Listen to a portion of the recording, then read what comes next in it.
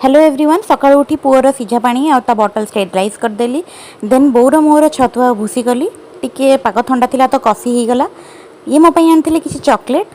आंच आ जेजेमांकर सकाळु खेल चलची देखंतु केमती होउचंती।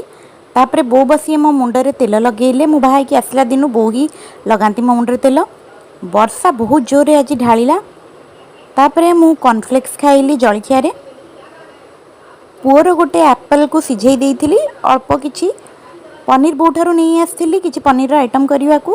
तो आज हम पनीर परोटा मु आगु ही तार भर्ता करके सब करिकी फ्रिज रे रखीदेवी। राति रे तैयारी हब परोटा। सब काम सारिकी अंश रो मोर खेलिबारे लागि गलु। खरा बेले करिथिली मु आज या सब तरकारी और डालमा। संध्या बेले बसी टीवी देखुचु। तापरे स्टार्ट हैला परोटा कार्यक्रम। बो गुळा करिबारे लागि गलेनी। परोटा आमर रेडी।